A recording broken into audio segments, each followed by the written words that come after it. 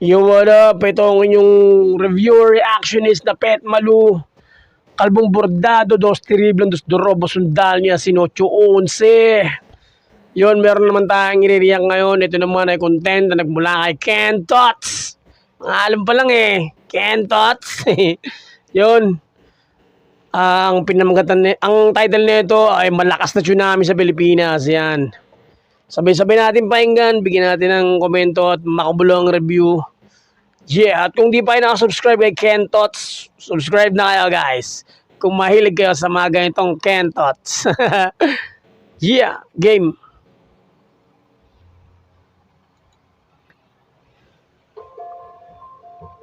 Alam niyo ba na isang napakalakas na tsunami ang naganap sa Pilipinas noong panahon ni dating Pangulong Ferdinand Marcos Sr.?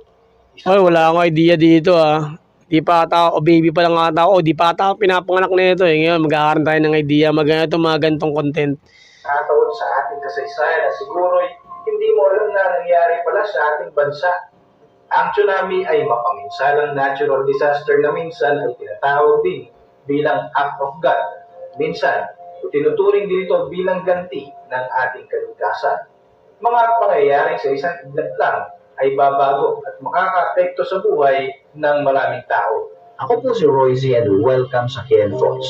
Kung hilig mo ang ganitong video, mag-like at mag-subscribe para lagi Subscribe na kayo kay Ken Tots. At kung di pa kayo nakasubscribe sa akin, ang pinaka-Pet Malu na reactionist, Kalbong bordado in the house. Yeah. updated sa mga susunod na upload. Sa video na ito ay itatagpong natin ang 5 mapaminsalang tsunami na naganap sa iba't ibang panig ng ating mundo pagpasok ng 20th at 21st century. Indian Ocean. Noong December 26, 2004, niyanig ng 9.1 magnitude na lindol ang west coast Oh, grabe ng Sumatra Island sa Indonesia. Naabutan ko yun noon yung 7 point something magnitude. Bata pa ako nung kinder ako. 1990 ata yung hindi ako nagkakamali. Naranasan ko yun. Grabe yun. Parang gumanyan yung lupa Tapos, grabe. Ito pa kaya 9 something. Diba? Nalindol. Pagyanig na ito sa ilalim ng karagatan ang nag-trigger sa naglalakihang mga alon na humampas sa mga baybayin ng mga bansang nakapalibot sa Indian Ocean. 20 minuto matapos ang malakas na lindol na ito, Grabe. humampas sa Banda Aceh sa Indonesia ang tsunami na may taas na 167 feet. Grabe. Sa 100,000 katao agad ang namatay sa pagtama nito sa lupa at winasak ng tsunami ang anumang madadaanan nito. Ilan pang mga sumunod na mini tsunami na may taas na 30 to 40 feet ang grabe. mga bansa katulad ng Sri Lanka, India at Thailand na kumitil sa buhay ng marami pang tao at nagwasak sa napakaraming mga ari-arian at mga struktura dito. Lumabot pa nga ang bagsik ng Indian Ocean tsunami hanggang sa South Africa at sa Maldives. Nakabuwang estima ng US Geological Survey at ng United Nations, aabot sa 227,899 na katao ang nasawi. Grabe. 200,000. Sa 14 na bansa. Grabe 200,000 yung namatay sa 14 countries. Grabe. Mass dead yun, di ba? Mass destruction yung nangyari. Grabe, no? Kaya ikaw, kapatid, kung nandun ka sa mga pangyayari, anong unang gagawin mo? Manalangin. Yun dapat gawin mo para maligtas at masalba ka. Tinuturing ang Boxing Day tsunami noong 2004 bilang deadliest tsunami. History. Grabe. 1.7 milyong katao ang nawalan ng tirahan at mga ari-arian. Aabot sa $13 billion ang estimated cost ng pinsala ng tsunami na ito. Ang Indonesia ang pinaka napinsala sa sakunang ito. Grabe, no? $1 billion. At 167,000 ang mga namatay sa bansang ito. Umabot pa nga sa $6 billion ang total damage na naiwan ng 2004 Indian Ocean tsunami. Okay, commercial, skip muna natin. Mamaya ating panoorin yung commercial bilang suporta sa content creator. Kasi baka mabot ng 13 minutes kapag hindi natin in-skip yung ads. Meron kasi mga ads na sobrang haba talaga. Noong March 11, 2011, isang 9.1 magnitude na lindol ang tumama sa northeast coast ng Honshu sa Japan Trench. Isang Grabe, lakas 9 ano naman, 9.1 na naman, oh. ang tsunami na may taas na 130 feet ang nabuo at tumama sa 2,000 kilometer coastline ng Japan Pacific coastline. Ah, grabe. 30 minuto lamang ang makalipas. Nagresulta ito sa pagkamatay ng 15,899 na katao, samantalang aabot sa 450,000 na katao ang nawalan ng tirahan. Napinsala ng tsunami na ito ang infrastructures ng Japan at naging dahilan din ng pag-meltdown ng 3 nuclear reactor sa Fukushima Daiichi Nuclear Power Plant.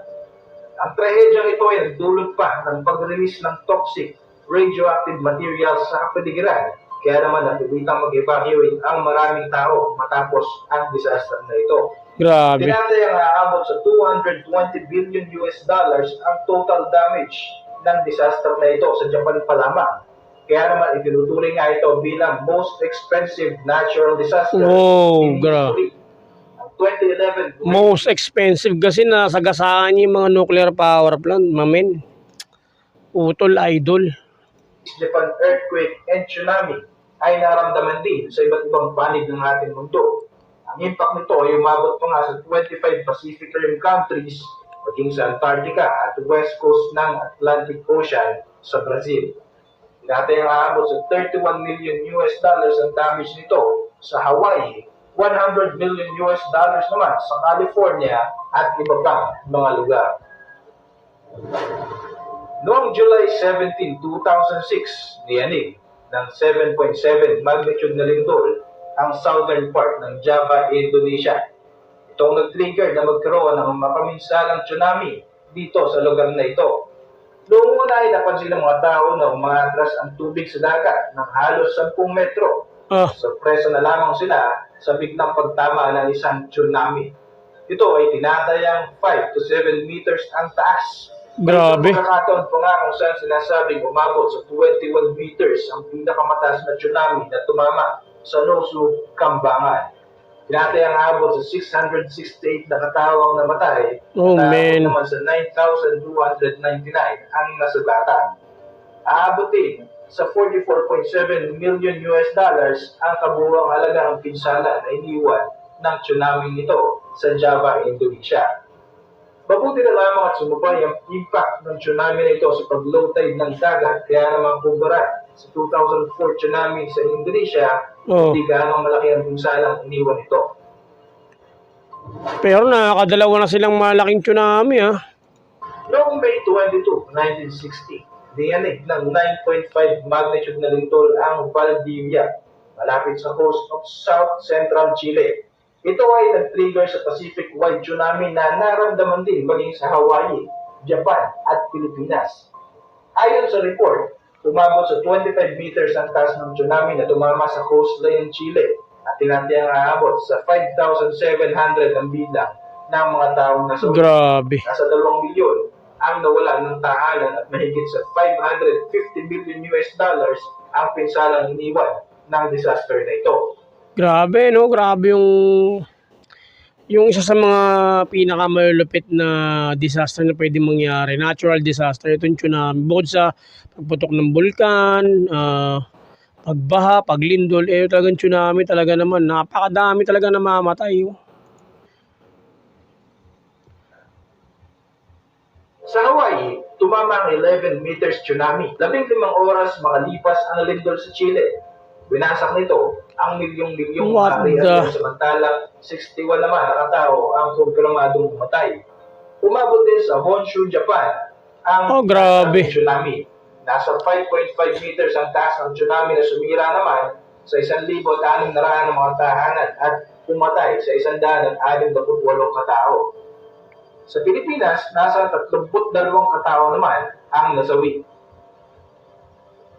Noong December 12, 1979, tumama ang 8.0 magnitude na lindol sa Tumaco, Colombia.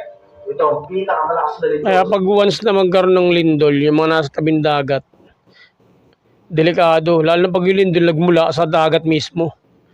Kasi kasunod na nun, tsunami. South America since 1942. Bumuo ng malawakang tsunami ang lindol na ito na naging dahilan upang mawasak ang 6 na fishing village sa Southwest Pacific Coast ng Colombia. Apektado rin ang 15 coastal town ng bansa na napinsala sa malakas na tsunami ito. Tinatayang aabot sa 600 na katao ang bilang grabe. nasawi at nasa 4,000 ang nasugatan. Samantalang aabot sa $8 million ang kabuuang halaga ng pinsalang iniwan ng lindol at ng tsunami sa Colombia. Maraming mga buildings, mga bahay at mga infrastructure ang nawasak, partikular na nga ang fishing village ng Charco. Noong August 17, 1976, Ayun na, Morgol, Philippines.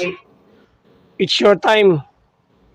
1976, hindi pa nga pinapanganak na ito. 8.1 magnitude na lindol ang naramdaman sa Morogoro. Grabe. Mula sa Cotabato City. 8.1 magnitude, grabe. Ito ang itinuturing bilang pinakamalakas, pinakamapaminsalang lindol na tumama sa Pilipinas since 1918. Naramdaman din ang lindol na ito hanggang sa Visayas.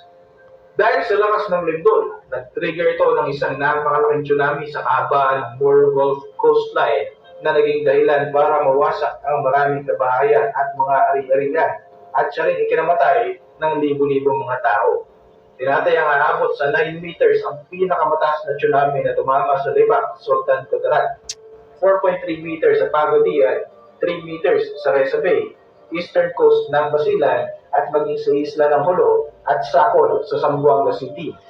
Aabot sa Grabe, 8,000. nasawi, 10,000 nasugatan at Grabe, homeless 90,000 na kabahayan ang nawalan ng tahanan. 10,000 naman ang nawalan ng tirahan. Kaya naman ituturing ito bilang one of the most devastating disaster in the Philippine history. Noong mga panahon ngayon na hindi pa ganoong ka-aware ang mga tao kung ano ang gagawin kapag naganap ang isang lindol. Kaya naman nasorpresa na lamang sila sa paghampas ng isang tsunami sa kanilang lugar. Dahil sa mga pangyayaring ito, kaagad na pinangunahan ng MOI President Ferdinand Marcos Sr. ang pag-revise sa provision of National Building Code kung saan kinakailangan maging matibay ang mga struktura at dapat makasurvive ito sa 8.0 magnitude na lindol. Binuksan din ni Marcos ang National Disaster Coordinating Council na ngayon ay mas kilala bilang National Disaster Si Marcos palang NDRMC. Siya pala, si Marcos pala. Buti pa si Marcos, ang dami niyang mga nagawa sa Pilipinas, no? Siya rin palang bumuo ng sama na to. Action Management Council o NDRRMC.